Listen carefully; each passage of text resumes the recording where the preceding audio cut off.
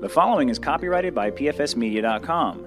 The views and opinions expressed are those of the speaker presented and not necessarily those of Primerica. It is intended for training purposes only and may not be distributed to the public.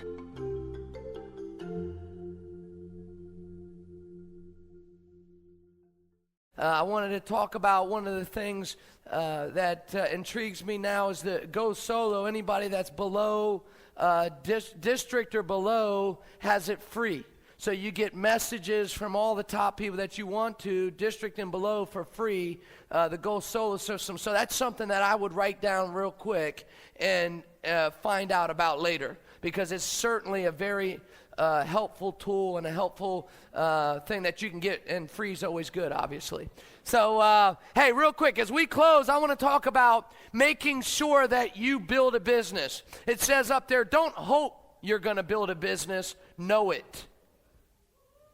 See, the thing that got me excited, and the thing that, because I believe one of the reasons people quit is because they feel like they're working in vain. Man, how bad of a feeling is that, to feel like your work isn't making a difference, or it's not really catching. Look, I know, now I'm 30, I'll get a spare tire around my stomach, a little spare tire, and I say, I'm going to run, right? And I run around the block twice, I look down, still there. Like, wait a minute, I just ran all the way around the block twice, and it did nothing. And see, a lot of times, it takes a while to see results. Exercise, for example, it's going to take probably at least a week to see results, if not maybe sometimes more. True or false? Does that mean it's not working? No.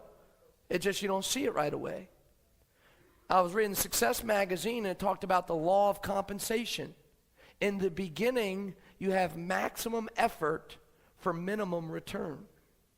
But later on, you can have minimum effort and maximum return. He used two different areas. In his life, he used exercise. The beginning, he was working hard, running and all this, and he didn't get any results. He he went for the first week, he busted his butt, he was sore every day, he was tired, and he didn't lose like a half a pound the first week.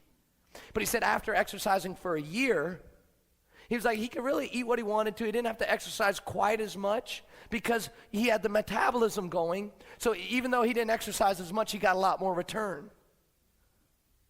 But the problem is, and this was his point, he stopped exercising. He went on a vacation, and so for months, he was eating whatever he wanted, he didn't exercise. So obviously, he got back to being 30 pounds overweight. And guess what? He had to start that process again, the process that starts with maximum effort and minimum return. Because every time you start over, you have to go through that tough part. Maximum effort, minimum return. But that is the reality of life, whether it's exercise, and he used it about making money too. In the beginning, Bill Gates, I read an article where Bill Gates was doing an interview. Listen here, in his first 7 years, he took off 2 days. Try to get that. 7 years, he took off 2 days. So let's assume both the days were Christmas. So he worked 5 Christmases, 7 Christmas Eves, 7 Easters, 7 New Year's Eves, 7 New Year's Days, 7 Thanksgiving, 7 July 4th, 7 Mother's Day, 7 Father's Day, every Sunday, every day. In the first couple of years, he was working 100 hours a week, and he wasn't getting anything in return. Nothing. He was living off borrowed money. Maximum effort, minimum return. But Bill Gates now is what? Minimum effort, maximum return. Well, we all know deep down that we have to go through that loading period. We know it. But see, the problem is, if you get that going and you stop too soon, it's the best example I've ever seen, or heard. It's like a rocket ship. Some 95% of the fuel of the rocket is just to get it off the ground and going. Once it's in orbit, literally a box fan can get it around the world. So 95% of the fuel is to get it up off the ground and into orbit. But what if they stopped using the fuel before they left the atmosphere? What would happen? It'd fall down. How far down? All the way back down. That's what the business is too. See, we have to know we're going to have maximum effort, minimum return, but if you do it long enough to get into orbit, then you can be like Charles, like Bill Gates, where minimum effort, maximum return, which is what we all want. More money and more time. That's what we all want. Now, we verbalize it differently. Some people say, oh, I want a big house and a fast car. Some people say they want to give more to the church and charity. They want to spend time with their kids. Some people, they want, golden showers and golden toilets or whatever. But everybody's got a different deal. But it always is on the other side of more time and more money. And the only way to do it is by putting in a lot of effort early on. Does that make sense? Yeah. So we got to, you got to do it, and you got to have faith. Now, I can tell you, Bill Gates, I'm never going to work Christmas, and I'm never going to work Easter. Okay, that's just not what I'm going to do. But I definitely worked hard in the beginning. All right. Now, maybe that's also why I'll never be worth $50 billion. I don't know. Maybe that is the price to pay. I don't know the price to pay to be worth $50 billion. I'm not worth $50 billion. So, again, maybe that is the price, but I'm not going to work Christmas and Easter, right? I'd rather be worth a couple billion and have Christmas and Easter, I guess. But, but obviously you got to work hard. The good news is, though, you can know that this is going to work. Because think about it, the only reason why people don't do it is because that thought, what if they give it up? What if they sacrifice? What if they pay the price and it doesn't work? Because if you knew 100% with a written guarantee that 2 years from now, you are going to be making $500,000 a year for the rest of your life, what would you do for 2 years if you knew at the end of those 2 years you were going to be making $500,000 a year guaranteed for the rest of your life? What would you do? You'd do whatever. You would, true or false? You would endure any hardship. You would bear any pain. You would overcome any obstacle. You would grow any growing pains. You would do it. It doesn't matter how uncomfortable. If you had to hop on one foot and do this the whole time, you would do because at the end of 2 years, you're making $500,000 a year for the rest of your life. You would do whatever it took. You would bear any burden, and you would pay any price, true or false. So why don't people do it? Because really, at the end of the day, that's all this is a 12 to 24-month sprint of hard work, maximum effort, everything you got, and then you can have freedom for the rest of your life. If that is true, and it is, then why don't people do it? Because they're thinking that maybe it wouldn't work. You got to have faith. See, one of the people that climb mountains, that Mount Everest, they talk about, hey, you've climbed it 12 times, before anybody ever even climbed it. What do you do? What's the secret? What are you talking about? He goes, how can you endure the cold and the pain and all that? He goes, because I'm looking at it from the top of the hill even when I'm at the bottom. And see, you got to already be acting, talking, thinking, walking like a regional vice president. Let me tell you a story. I wish I could make it up. Okay, but I can't. This is a true story. See, when I first started, I had belief and faith that it worked. I knew it worked. It just makes sense. So I would walk and talk like an RVP. Now, I was 23 years old, and there was a guy named Christian, and Christian was probably 19, 20. And he followed me. I talked a big game. We're going to take over. We're going to be great. It's going to dominate. We'll be number one, right? And I would walk fast, talk fast, and I was making it happen and moving fast. And he was following me. He bought in. He bought into Brett Burks, And he thought I was going to be the next Donald Trump. He thought I was the next Donald Trump, right? And I was moving fast, talking fast, acting busy. Listen, we got to set appointments, man. It was a Monday. We got Monday. And then on Monday, we got to go Monday, right? And all of a sudden, he was following me because I was already looking at life as if I was an RVP. I was already acting like I was an RVP. And see, now all of a sudden people responded to me like I was an RVP. Because if you start treating yourself like a very valuable business owner, guess how people will treat you? Like a very valuable business owner. Funny story. I wish I could make it up. There I was making things happen. Now, I had a little bit of paperwork issues getting started. So my license took a little longer than normal. Not long, but longer, okay?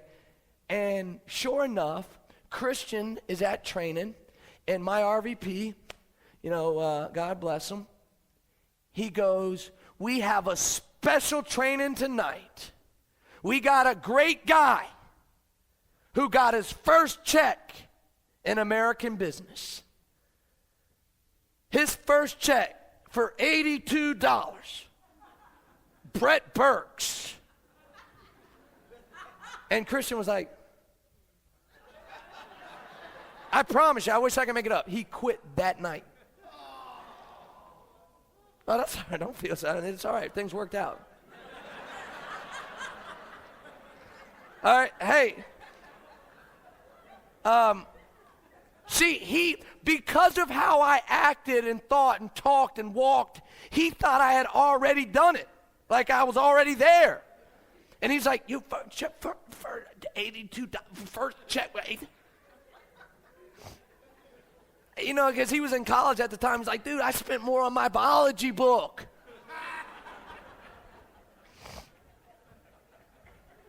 But I'm going to tell you, from day one, I was always walking, talking, acting like an RVP because that's what he talked about when he was climbing Mount Everest. Every step he took, it was hard and it was painful, but he was focused on the view from the top of the mountain.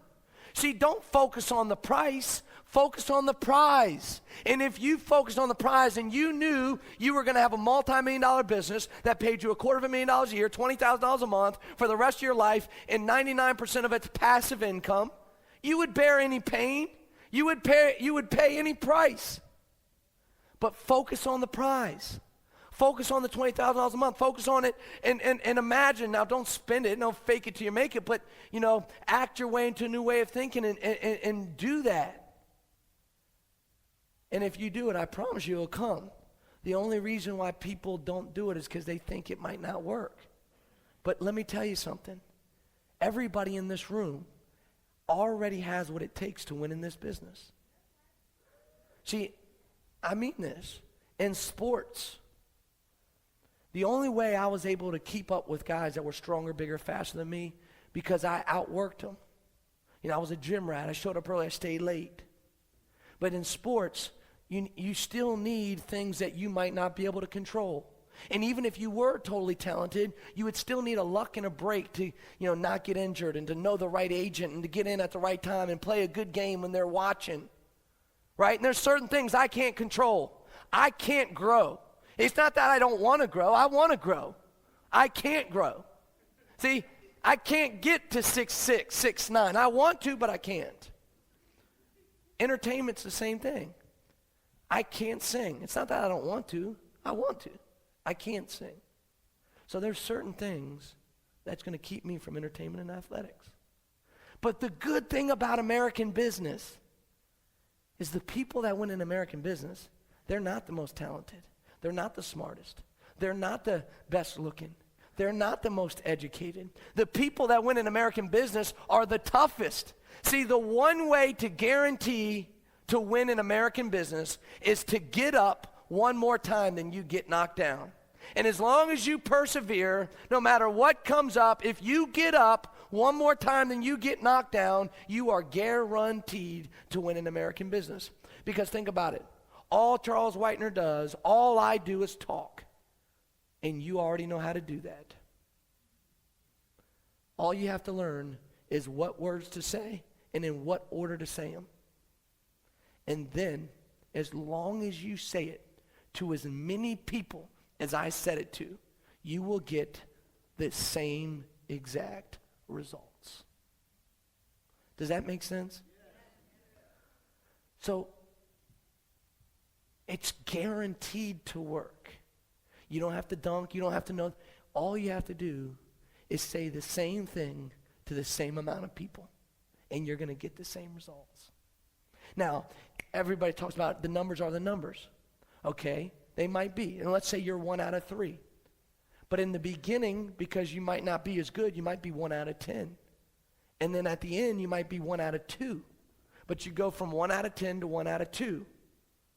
But the long-term numbers are 1 out of 3. But of course, you're not going to be as good in the beginning. So what do people do in the beginning? They work and they say, oh, all right, I'm supposed to be 1 out of 3, but their first 10, They didn't get any. That's normal. You just got to keep doing more so that you get better. So don't hope to build a business, know it. I see too many times people play the Primerica lottery. You know what the Primerica lottery is. Let me show you. This is the Primerica lottery. You are starting out in the lineup, and you're ready to go. You start ready to build a business. You get one recruit, you throw them there, and you turn around and say, what can I do to help you out? And you're hoping that this one person is going to be the next, Charles Whitener, the next big guy, so that you can sit back, relax, and retire. That's so dangerous. They told me to put my head down. Don't look left, don't look right. Look like a horse. And literally, all I did was throw. It's like in sports, playing till the whistle blows, right? And in 18 months, he goes, stop! And I go, what? You're an RVP. And I look back, and there was a little bit of team. What do you do now? You do the same thing. So I moved to a place I'd never been to, and I did it again. And sure enough, I looked back, and there was a little bit of a team. You know what the funniest thing is? The ones I thought were going to win didn't. And the ones I thought that weren't did. So I'm glad I didn't meddle with it. I'm glad I didn't think too much about, that one's going to work, so let me do that. This one's not going to win, so let me do it. I'm glad I didn't do that. So you know when you're playing the Primerica lottery because you're not recruiting the numbers it takes to win in this business. First, I think we talked about it. What do you have to be? You have to be perseverant. You have to be tough. And, we talked about smart. A lot of times people think it's smart. It's not smart at all. Henry Ford literally went in front of the Congress or the Senate, and literally he was on trial because they thought nobody that dumb should have that much power. Literally. And they would ask him questions like, what's the 16th president? What's the capital of Maine? They would ask him these trivial questions. And after a while, he got fed up and he tried to answer. After a while, he said, stop. Why would I waste the space in my brain learning these trivial questions when I can pay somebody and just push a button, and then people 10 times smarter than me will come here and they'll answer whatever question you want, and then I'll go enjoy a nice meal. And then, so ask, well, hey, now that the Latin market's growing, are you going to learn Spanish? No. I'm going to hire somebody that knows Spanish. See, it was never about being smart. And sometimes, but it's about being tough. And a lot of times people think physical tough. It's not about physical tough. I mean, Bill Gates, have you ever seen him? He's like a scrawny looking nerd dude. He's not physically tough. But you do have to be mentally tough. I mean, think about it. How many, he went to Harvard, but dropped out of Harvard to start a business in his garage. How many of his friends and family do you think must have told him, hey, Bill, get the degree first, and then start that computer thing? Because remember, at the time, computers weren't all over. There's like two, one NASA, one IBM, right? And, he's trying to sell a vision how everybody in the world was going to have one on their desk, and it was going to be like this, and that they were going to need something called software in order to access the tools of a computer. What do you think people were saying? Sure, but, buddy, why don't you get the degree first, and then you can do it? It's a good thing he didn't listen. True or false? He had to be mentally tough enough to believe in him more than everybody else. I'm sure his parents, friends, and family were all telling him not to. But he was mentally tough enough to go and raise up against the odds, raise up against everybody else. Because at the end of the day, the only one that's going to be accountable for your actions, the only person that's going to have the consequences of your actions, is you. See? The only person that's going to, and that's why everybody else is naturally going to advise you to play it safe. Because they don't have to live with the consequences. You do. They would have to live with the consequences, though if they advised you to do something and it turned out absolutely dreadful for you, they might have to live with that. So why advise anything that could end up dreadful. I'll just advise the easy road. And because you're average and ordinary, living paycheck to paycheck, well, that's your consequence. My consequence is, hey, you're just like anybody else. I didn't advise you to do anything that bad. The only person that has to live with the consequences is us. Bill Gates didn't want to be average and ordinary. He wanted to be more. So he had to be tough enough to do it anyway, even when it seemed like everybody was against him, and I'm sure everybody was. See, one of the reasons why sports players do very well in this business is because you really need somebody in your life to tell you you're not good enough. Somebody in your life to tell you that you're not good enough, okay? And that sports players are very good because they've gotten cut before. You know, they've gotten cut, and then you have to deal with it. See, if anybody's ever been cut from a team, and see, that's the problem now is sports, you know, it seems like is the only competitive things that young kids are allowed to do anymore. I remember when I was 5, my sister was 7. Man, she played select soccer. You would think it was professional. Man, we were traveling. They had uniform. They had the whole deal. And I mean, I had to pay the price because at 5 I couldn't stay home by myself, so I had to get dragged to all these soccer games all over the place, right? And the reason why I'm bringing it up, it wasn't kind of competitive. It was extremely competitive. My sister at 7, this was like 1984, 1985. Man, they would cry. You had little 7-year-olds crying after they lost. They would literally be in tears as 7-year-olds, crying because they lost the game. Now my niece, my sister's daughter, she's 7. We go to the soccer field. They don't even keep score. I'm not kidding. They don't keep score. And they let everybody play. I'm telling you, America's going to get soft because all of competition's gone. Thank you so much. You got to have somebody telling you you're not good enough. And in sports, they have that. Anybody ever been cut from a team, you know the feeling. You get tapped on the shoulder. Not this year. And all of a sudden your stomach knots up. Your throat gets all dry. Your eyes start balling up. And you're just thinking, I can't cry in front of another man. But everything you tried, you've given your blood, sweat, and tears to make this team. And someone said, you're not good enough. The best you brought to the table is not good enough. And when you get cut, and it's not just about being cut, because you can make the team and not start. That's like being cut. You're not good enough to start. You could start and not be the captain. You could be the captain but not make the all-star team. You can make the all-star team and not be the MVP. Because at the end of the day, Kobe or LeBron, one of them's not the best player. And whichever one gets the MVP or the trophy to the win, the other one is, hey, look, you're not good enough. LeBron, you weren't good enough. What are you going to do about it? So the point is, whether you got cut or whether you were the second best player in the whole league, you got told you weren't good enough. And you have 2 choices. And I'm telling you, until you get faced with that, you don't know if you'll step up or if you'll step back. See, you get cut like that, and you have 2 choices. Choice 1, which most people do. They get down. That's not fair. The coach was prejudiced. He was biased. He already had his whole team picked out since 5th grade, and I'm a new kid, and so, it doesn't matter how good I was. He had the whole team picked out anyway.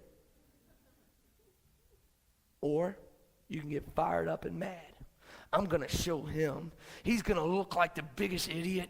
And see, Michael Jordan got cut. Michael Jordan got cut from his high school team. And he could have had one choice where he played the victim. Oh, he's prejudiced. It's not fair, right? Or he could have got mad and said, you know what? I'm going to show him. He's going to look like the biggest idiot in all of basketball. And that summer, he went out and worked harder than anybody else ever did at the game of basketball. He worked so hard that summer, they made a movie out of the summer after he got cut. He made a movie about it. And you know what?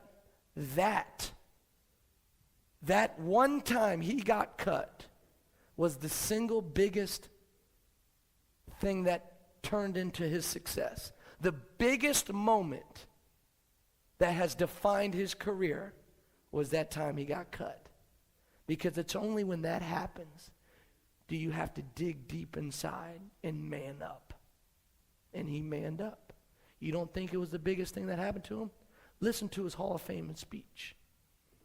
During that Hall of Fame speech, you had the best basketball player of all time getting inducted to the Hall of Fame. And for 30 minutes, he spoke about that high school coach that cut him. And the next day, Yahoo, ESPN was like, wow, he kind of had low class. I mean, this was the best player getting inducted to the Hall of Fame. Why'd he talk about that coach that much? I mean, couldn't he have thanked Phil Jackson or Doug Collins for giving him a chance? And couldn't he have thanked the NBA? Why'd he just talk about that? Because that was the biggest moment of his life. Not winning the championship, not getting the trophy, getting cut was the biggest moment of his life. Because that's when every emotion he had, tears were in his eyes, throat was dry, stomach was up. And that was when he got every ounce of courage he had, built it up, and became a man. And you know what? That coach looks like the biggest idiot in all basketball. He will forever be known as the guy that cut Michael Jordan. I'm going to show him. And you know what? You need somebody in your life that tells you that you're not good enough. You got to man up. You got to get your game up. Because if not, your family's not going to get what they deserve. Your children won't go to the private school they deserve. Your wife won't have the life she deserves. You're not good enough. Man up. You got to have somebody in your life that tells you that. So that you, and I tell you, it happens all the time. We go out on an appointment. We give it all we got. We're like, hey, man, this is what we're doing for the rest of my man. This is what I'm doing. I love it, man. We're helping people get out of debt, save money. And they go, no. And that's like getting cut.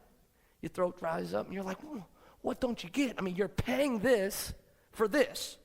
And I'm showing you how to pay this for this. What do you mean, no? Well, that's like getting cut. You're not good enough.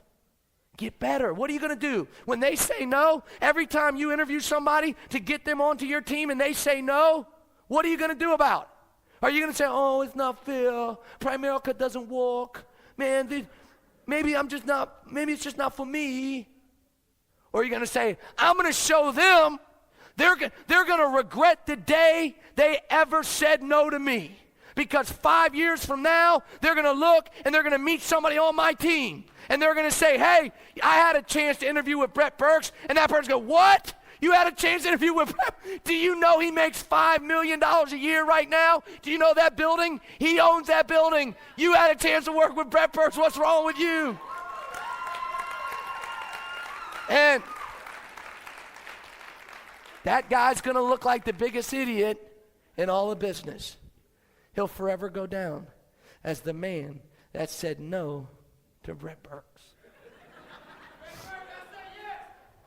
Hey, and I'm going to tell you, this stuff, I mean, you know, that's what drove in basketball, but that's what drives in this business. Every time you hear that no, every time someone rejects you, it's like getting cut. And you have two choices. You can get down and sad and blame something else, or you can get fired up and say, I'm going to show him. And you work a little bit harder. You dig a little bit deeper. You recalibrate, refocus, and get after it. That's why sports players are good here, because they've had that kind of practice. They've been told they weren't good enough, and they've gotten better as a result.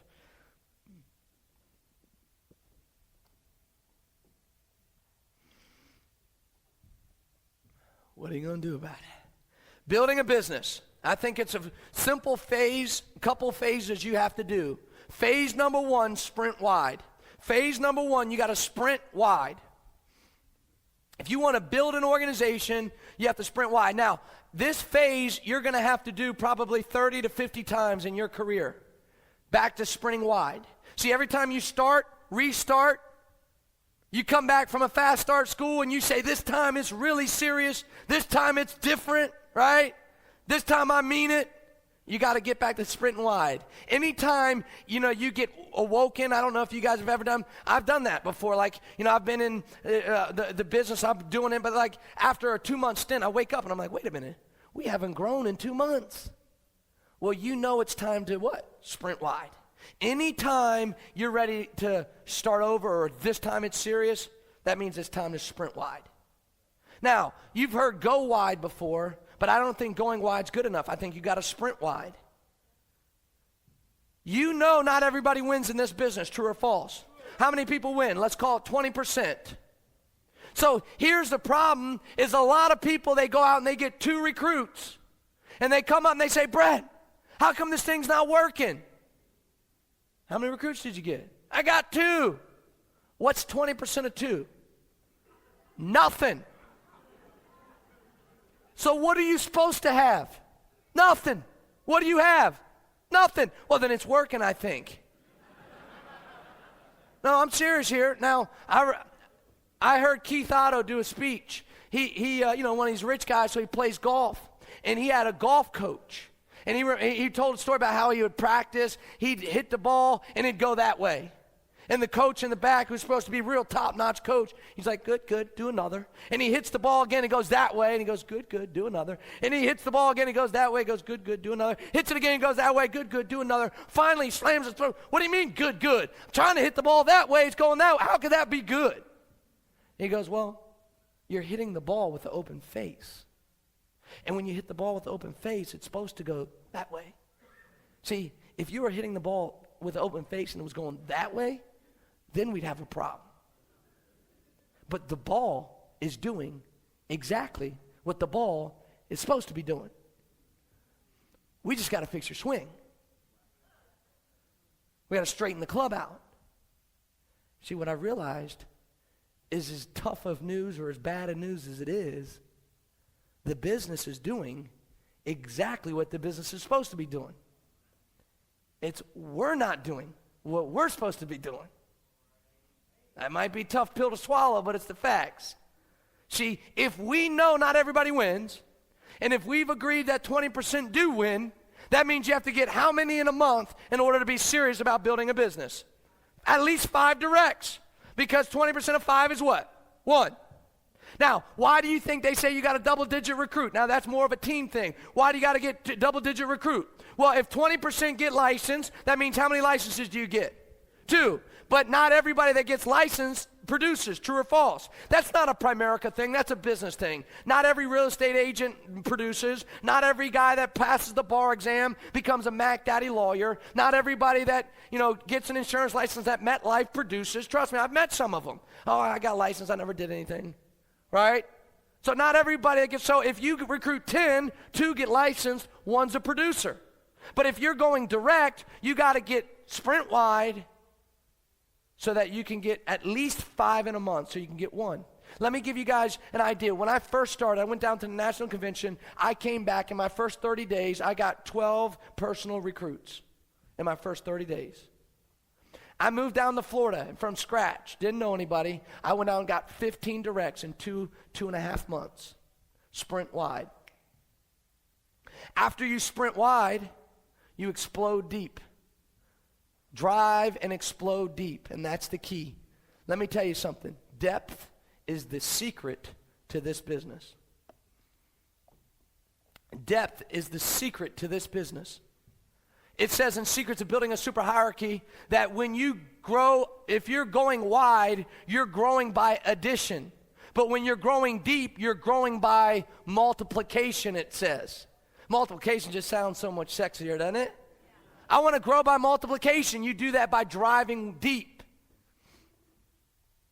See, every time we go wide, we're digging for gold. So most holes don't have gold, right? We dig, there's no gold. We dig, there's no gold. We dig, there's no gold. Finally, we dig, and like, look, there's gold, there's gold. What do most Primericans do? They go, look, there's gold, and they start digging over here. If you find gold, what do? Until how long? How much of the gold? All of it.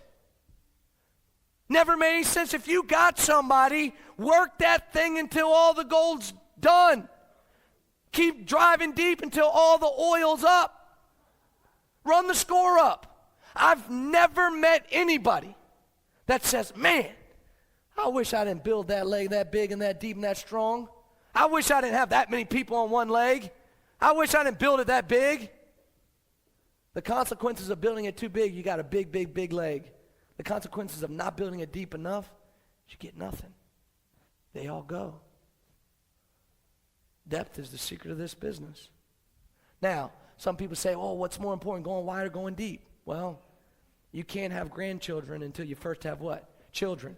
So you have to go wide in order to go deep. But that's why you're going wide. You're going wide so that you can go deep, so that you can find someone that's going to surround you with people. See, you go get 5 directs so that one listens to you. And see, that's the difference. The difference between all 100,000 Primericans is, what do you say when you have the one person that finally listens? That's the difference. See, some people take that one person, teach them how to get licensed. Some people take that one person, teach them how to set appointments and do life insurance production. Some people take that one person, teach them how to do investments, roll over 401ks, the FRS, stuff like that. But some people take that one person and teach them how to be business owners. Well, what's the difference between self-employed people and business owners? Business owners have people that work for them. Self-employed people don't. The biggest difference between business owners and employees is business owners have people working for them. So if you're going to teach that one person how to be a business owner, then you need to teach them how to do what? Recruit and train. But most people teach them how to what? Set appointments, sell, get licensed. And then we wonder why we're not getting the recruiting momentum that we want. So you are either in phase 1, sprinting wide, or phase 2, exploding deep.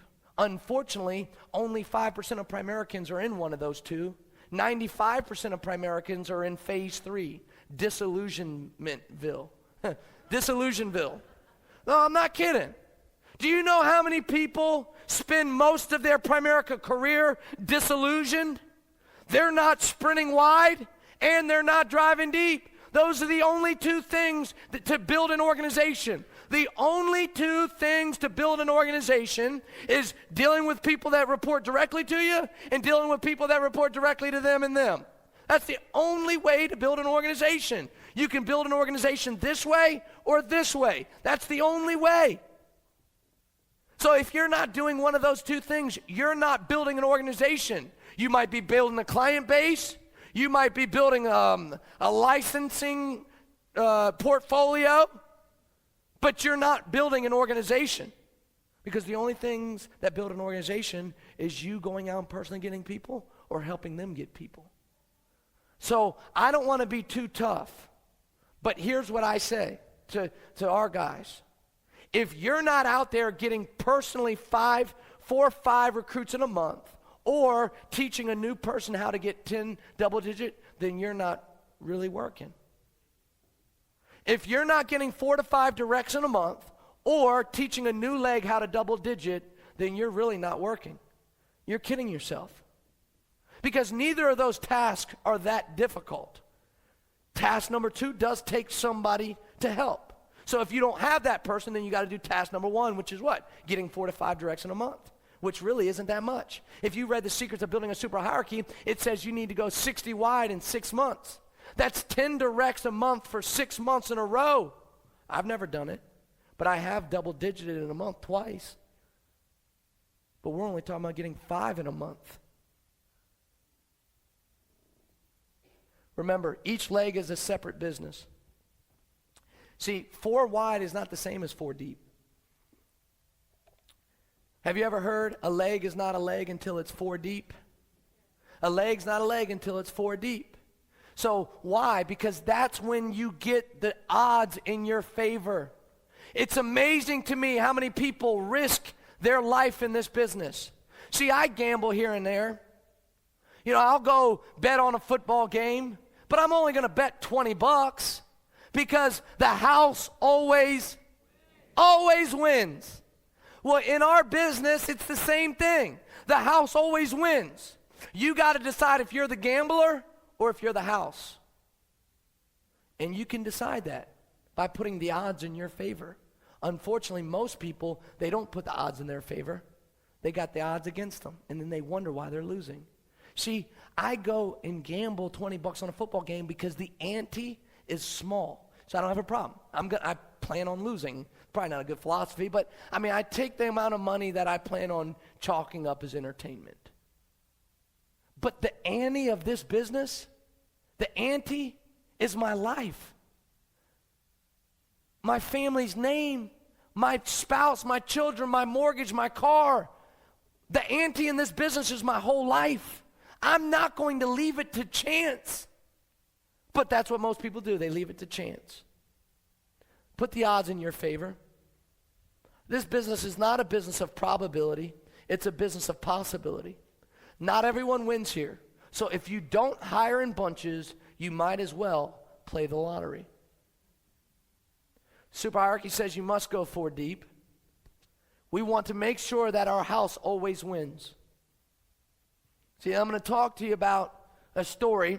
By recruiting large numbers, it allows you to put the odds in your favor. See, because think about it. If 20% win and you recruit 5, you're really just doing the minimums, true or false. 5 directs is the minimum.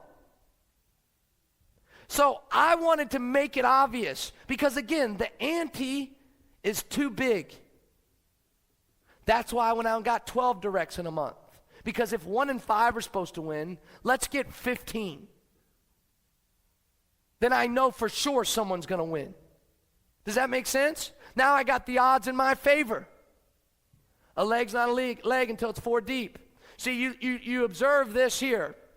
And here's the problem. Most people go get 4 directs. And the guy, the third person, he's got nobody under him. But here's the thing. That third guy, he's 35 years old. He's a teacher and a coach. He knows everybody in all of Dallas. He knows the mayor of Dallas. He knows Bush. He knows Kennedy. He knows everybody.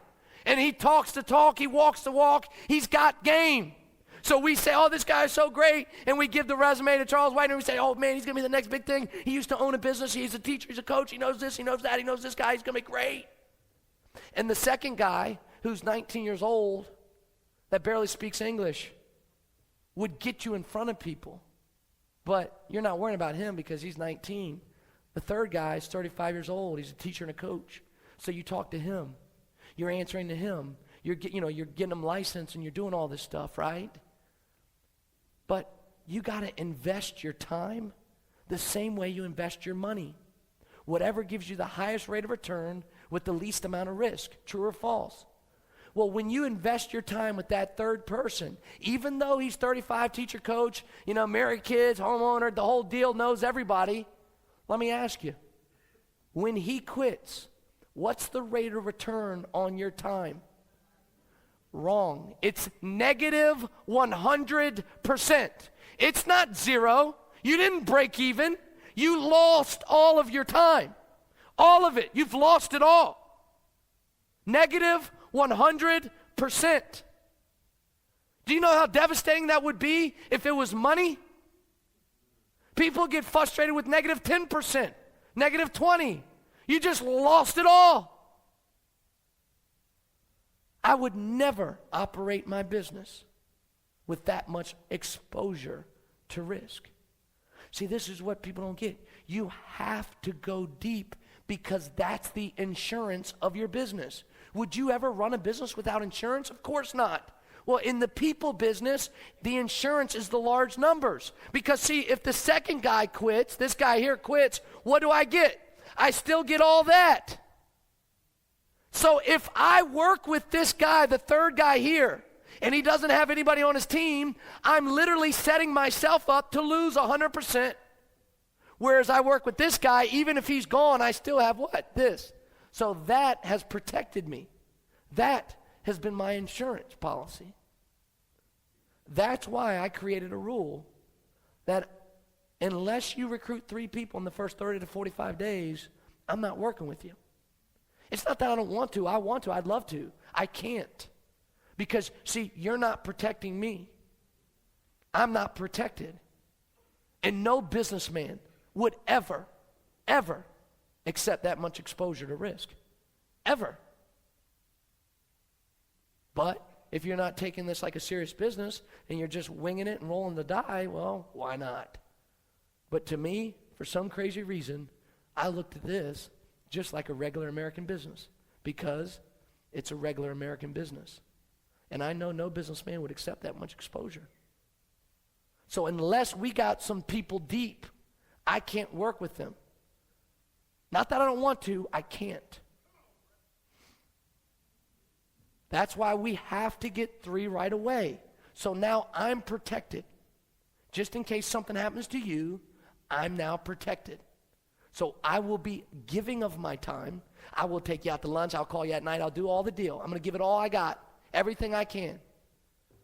Because I know now I'm protected. I have an insurance policy. I have a deposit. And so now I'm not only going to spend time with you, I'll spend time with your guys. And all of a sudden we're going to build a whole leg and we're going to go on and we're going to win big in this business. But without those 3, doesn't matter how good the person is. It doesn't have to take long to explode once you find a player. Stop thinking small is big and slow is fast. One of the biggest things and problems in Primerica is people, man, they start thinking small is big. They start thinking slow is fast. Man, this thing can happen quick. Like I ended the first session, you're 12 months away from making 20 grand a month. Hey, my buddy, Collis Temple came into this business 9 months later, 9 months after he started. He was running a $50,000 base, making 20 grand a month, and his exchange was $1 million exchange. That one leg pays Bill Whittle $1 million. So in 9 months, he was making 20 grand a month running a 50K base, and he had a leg that was $1 million a year leg. That's pretty impressive, right? Now, he did that 9 months from IBA date. Now, let's justify like we do, like I do too. And let's justify, well, that's Collis Temple. He's just too good and too perfect, right? He was in the NBA. His dad's like, the man, and he was born setting goals. Okay, so Collis Temple has an edge on us. He did it 9 months from his IBA date. We could certainly do it 9 months from today's date. I mean, he had to get licensed. As cool as he is, as good as he is, he still had to get licensed. He still had to learn the presentation. Well, starting from today, we're already licensed. We already know the presentation. Well, we could do it 9 months from today, certainly. 9 months from now, you have a $50,000 base shop and you've exchanged $1 million leg. Your life is forever changed. So you are 9 months away from freedom. See, it's amazing when I hear and I talk to a lot of people from other companies in the same industry. I was talking to a guy named Farmers Insurance. And he goes, oh yeah, everybody is expected to do 40 life apps a month. 40 life apps a month is the expectation. And so we go out and we do 4,000 in production personally, and we want to get recognized. They do 40 life apps. We do 4. We're like looking for recognition. Do you know that in the life insurance industry, the recognition is the round table?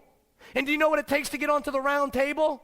You have to do $1 million of personal production. That means you're writing 83,000 of production a month. 83,000 a month personally. But we go do 10 grand and we think we're King Kong. We think small's big. We limit ourselves. Who's read Secrets of a Millionaire Mind? See, it talks about how we have a financial blueprint. And pay attention, guys. I know it's getting late, but look, we have a financial blueprint. So the reason why, you make what you make is because your blueprint creates you to make that kind of money. We all think in terms of what we think. So like when you hear someone say, hey, I just gave, $2 to 3. And you hear 2 to 3, you might think $2 to $3. Somebody else thinks 2 to 3 and they're thinking $2 to $300. Somebody else hears 2 to 3, they're thinking $2 to $3,000. The other guy says 2 to 3, they're thinking $2 to $300,000. The other guy says 2 to 3, he's thinking $2 to $3 million. The other guy hears 2 to 3, thinking $200 to $300 million. And the other guy's thinking $2 to $3 billion. You don't believe it? Watch Wall Street. Watch the new Wall Street. There's 6 or 7 times in there when you'll get blown away with that thought process. Because when the main character, he's trading his own money. And he goes, his broker goes, well, you stand to lose about 1, maybe 1.5. He goes, really? $1.5 million? I'm like, what? I thought, I mean, like, G and a half, I don't know, 10,000. And then they talk to the owner of the company, and it's an investment bank. It's kind of like Lehman Brothers in the movie. And they go, hey, we're going to be behind. We're going to be behind like 3 to 4. They're like, really? 3 to 4 billion dollars behind? And then at the end, they're talking about the bailout. So there's a bunch of different companies there, AIG supposedly there, and they're talking to the chairman of the Fed. It's all fictional characters, but based on true events, you could tell. And at the end, they go, you're talking about, and so this guy's saying, I think it's going to be 4 to 5. And then they flash to the other CEO of another company, goes, I think they're underestimating. I think the total you're looking at is maybe 6 or 7. And the chairman of the Fed stands up and goes, you guys are asking the government and the U.S. people to give you $600 to $700 billion? I'm like, what? I thought they were saying 6 to 7, like maybe 6 to 7 million, 6 to 7 billion. It's amazing how higher their level of thought is. To them, 1 means 100 billion. To me, and it happened in my life too. Before, if I told you I invested 1, I invested $100. And then it turned into 1,000. Now it's turned into 10,000 that I invested in a month, or 20,000. 20 didn't always mean 20,000. 20 used to mean $20. You know, I used to go to the gas station, right? 2.18 meant $2.18 because I found a couple of pennies on the floor. But see, as you grow, that mindset grows with you. And that's why, guys, if you don't change up here, it doesn't matter what changes in life. Think about it. Don't we hear stories about somebody winning a $200 million lottery and they're bankrupt within 2 to 3 years? True or false?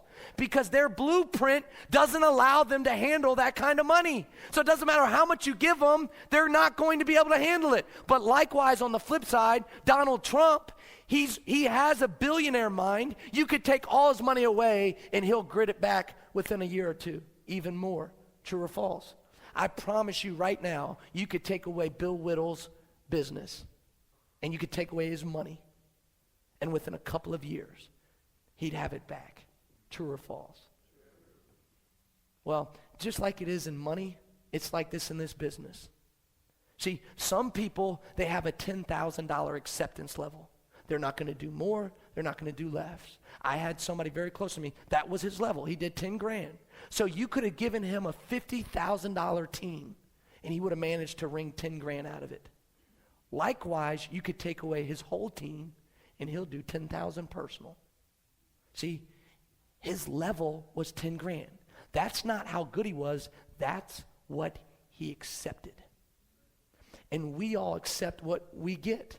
It's not because that's how good you are, but that's because the level you accept for you and your family. You accept it. But there's some people that aren't at 10,000, they're at 30,000. You give them a $100,000 team, they'll do 30,000. You take away their team, they'll still do 30,000 personal.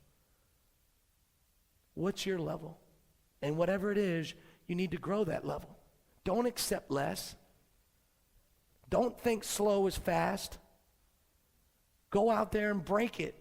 You could do it way bigger and faster than you're expecting or thinking. See, let me stop, because we talked about one explosion. And I'm going to close with this story. Okay, I met a guy who was interviewing with MetLife. Okay, and I thought I had them because that's my story. I interviewed with a bunch of financial companies, right? So I thought I had them because I was like, oh, well, the ownership and the overrides, right? Just the same deal. And anyway, he came, he said he was coming, so he did the orientation. And then he called me back and said he's going with MetLife. Right, and so usually back in the day, I would have shown him, I would have told him where he could shove it. But I didn't. I was nice to him. Hey, can you mind if I, follow up with you? Mind if I follow up with you, right? And so I follow up with him, and I call him in a week. And partly I wanted to know, I'm sorry, not MetLife, New York Life. I wanted to know what New York Life was doing. So they were training them part-time on Mondays, okay? They didn't take him on any appointments. They didn't let him get licensed. For 6 months, he just went to class on Mondays. So they did hire him part-time, but they made him take off work on Monday, okay? And so for 6 months, I was talking to him once or twice a month. No, I'm sorry, 2 or 3 times a month. And finally, 6 months later, he says, I'm taking it Thursday at 2. So at 12 o'clock, I text him, go get him, buddy. I know you'll do great. I'm sure you'll pass it. Well, guess what? 4 o'clock came around. 6 o'clock came around. What happened? He failed. But I've been here before. I've given this speech 100 times. So I give him the old Rocky Balboa, get back on the horse. You got it, man. It's not about getting knocked down, about getting back up. And I promise you right there at 6 o'clock that Thursday, it switched. Because New York Life didn't call him. New York Life doesn't care about him. So he could tell that this dude actually cared. I didn't get paid from him. I didn't override him. So the next week he called me. He said, Brett, a guy from work came up to me when I was dressed in a shirt and tie. He asked me, why are you dressed in a shirt and tie? He goes, because I'm getting out of it. Because he was still working at a warehouse. He said, I'm getting out of this warehouse. I'm going to do insurance. So the guy goes, well, I want to do insurance. So that guy that works at New York Life to this day gave him my number. That guy's name was Miche. Miche came in. I interviewed him. I orientated him. I recruited a couple people. One of his name was Diane. I recruited Diane. Diane, I called a couple people. One of them was Pacelli. I recruited Pacelli, did some interviews for him. One of them was Olivier. Olivier recruited Max. Max recruited Ralph. Ralph recruited Will. Now, Will, in his first month license, did $20,000 of personal production. Because he did 20 grand, see, you've heard you're only one recruit away from an explosion. I thought that was the explosion, but that's not the explosion. The reaction to that was the explosion. Because he did 20 grand personal, what do you think everybody else in the office thought? Their level went up. So the next guy, Claude, when you asked him what was his goal, he said 22. So when he literally went up to Virginia and we were taking goals, someone said, I'm going to do 3 and I'm going to do 4. He thought he was talking about weekly goals, but they were saying 3 to 4 grand a month personal. He said 22 because he didn't know any better. He just saw Will first month do 20. He thought it was normal, and it should be normal. His goal was 22. Well, guess what? He didn't hit 22. He hit 16,000 his first month. Well, I want you guys to know, in that third month, that leg there did 40,000 of production. In June, that leg did 80,000 of production. I met Pacelli. 3 months later, they did 40,000. In the last 12 months, they've averaged 50. And this month, they'll do 70,000. One leg within 3 months, getting to 40 to 50,000 and staying there for the rest of their career. How's that sound? You're one recruit away from an explosion. But what do you have to do? You got to sprint wide, and then you got to explode deep. Sprint wide, explode deep. Sprint wide, explode deep. Listen, guys, I had a great time sharing with you. Hope you have a great weekend. We'll look forward to seeing you at the top.